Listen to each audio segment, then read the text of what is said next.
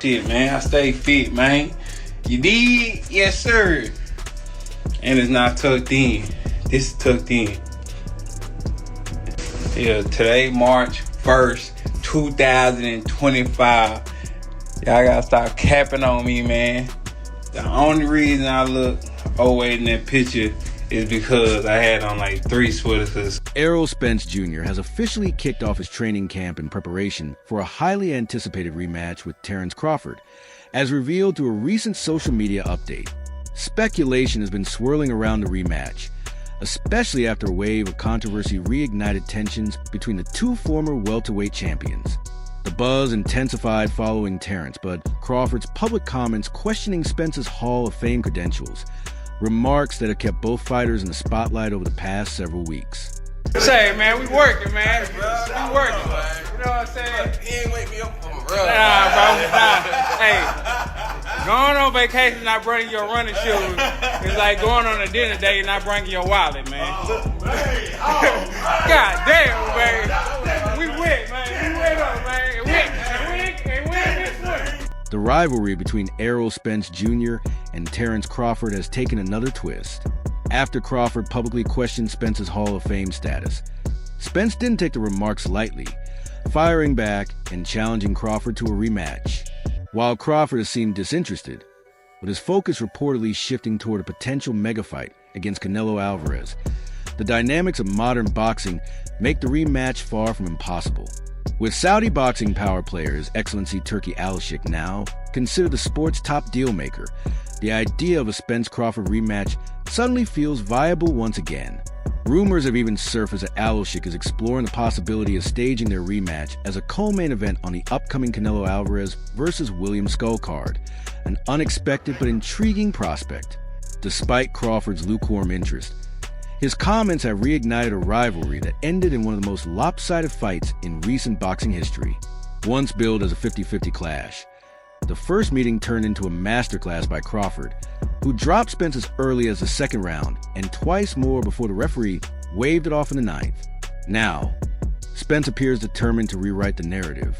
He's shared glimpses of his intense training regimen and impressive physique on social media, signaling that he's serious about stepping back into the ring with the man who handed him the most devastating loss of his career. Notably, Spence is training without longtime coach Derek James, suggesting a fresh start under new guidance, perhaps in search of a different outcome against a familiar foe. I talked to Errol, I was like, man, I apologize, not for what I said, but for how I acted. Because I don't believe in apologizing. If I really meant something, I'm not gonna apologize. And no, man, don't worry about that. He said because 2 days before the fight, tempers rise, everybody's, just more. So yeah, this is what it is. When you hear people talk about you, and then when you have fun, I don't know anything about it. I don't know anything about it. I don't know nothing. Not even a hint of maybe going to the rematch at 154. Oh, I mean that part. I mean, I'm sure they already, they already signed that or whatever. But I don't know anything about that either. Mm-hmm. But I just know what they talk about. You'll see him. He won't be so. From the very start, Errol Spence Jr. and Derek James were an inseparable force in boxing. When the former BWA Trainer of the Year spoke, Spence listened. Together, they enjoyed a dominant run in the welterweight division, unifying titles and sitting just one win away from becoming the undisputed champion. However, everything changed after Spence's crushing defeat to Terence Crawford in July 2023, a loss that proved to be far more than just a bump in the road. In the aftermath of the one-sided stoppage, their once rock-solid partnership crumbled. James has since filed a lawsuit against his former fighter, seeking more than $5 million in alleged unpaid wages. As the legal battle unfolds, Spence is actively searching for a new trainer to guide him into the next chapter of his career. Among the names in the mix is esteemed Philadelphia-based trainer Bozy Ennis, father and coach of rising star Jaron Boots Ennis. Spence was recently spotted alongside Edwards, sparking speculation about a potential collaboration. While Edwards hasn't ruled anything out, he's urged fans and media to hold off on making assumptions, emphasizing that nothing has been made. Yeah, man. Yeah, I'm definitely gonna get in this year. Probably October, November. Yeah, you gotta wait to hear from me. I'm looking for I'm looking for a coach right now. So I'm gonna hand you like you're not people. And so, he said what he said, whatever.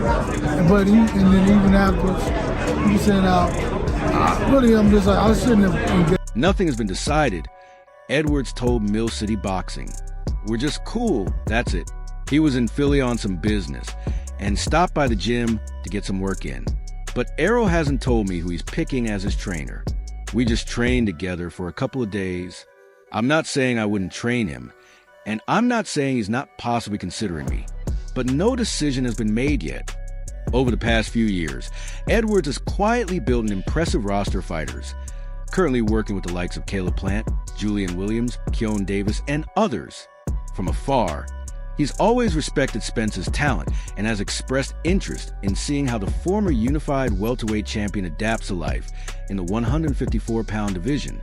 If Spence were to officially team up with Edwards, the veteran trainer said it would be an honor to be part of his comeback. As for what needs to be fixed, Edwards doesn't believe Spence requires major adjustments to his technique. Instead, he believes the focus would be mental. It wouldn't be about the X's and O's, Edwards explained. It's more about what's going on between the ears. So yeah, I got a few names in the hat. I'm out, working with people and trying to see who I mesh with. And I had some news real soon. But I try to stay low as possible. So drained, you won't be so depleted or whatever. I mean, you'll see, that wasn't the issue. You know what I'm saying? Crawford fought a good fight. He had a great game plan, right? And so give it to him by his coach. So it's not like, he was the better guy that day.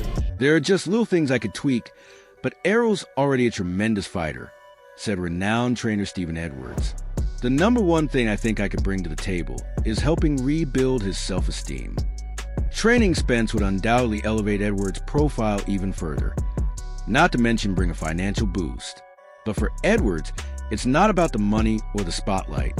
Having known Spence for years, his interest comes from a place of genuine respect and loyalty. If Spence ultimately chooses to go in a different direction, Edwards says there's no hard feelings. "That's my guy. I like Errol Spence. I wish him nothing but the best," Edwards said.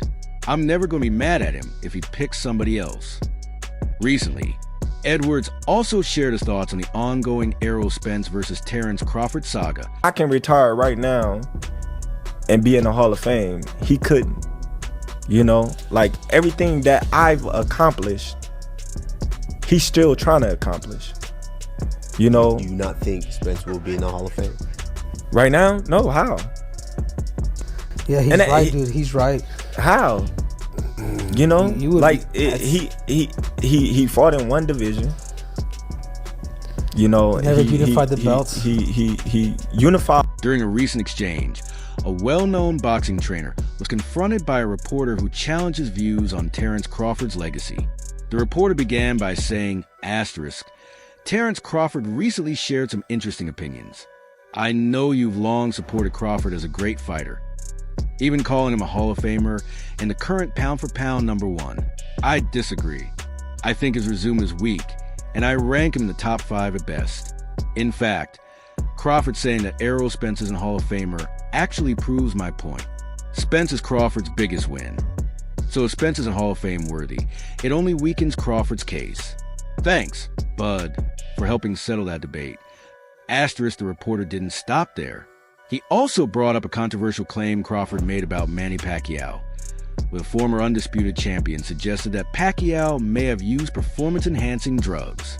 Crawford cited the noticeable decline in Pacquiao's knockout rate after Floyd Mayweather demanded drug testing for their fight. However, the reporter argued that Crawford conveniently overlooked Mayweather's own history, stating, "Floyd used USADA instead of Veda, which some say allows fighters to have their results sealed. A clean athlete shouldn't need that kind of protection." He continued, "Let's not forget, Pacquiao sued Mayweather for defamation over those PD accusations, and Floyd settled the case out of court." He did unify. IBF. He unified. Was it? He had 3. Yeah, the Yeah, but he did a unified all 4. WBA, He wasn't IBF. undisputed. Huh? He no, wasn't no, undisputed. He wasn't. No, but what I'm saying is, they already called him a weight bully, right?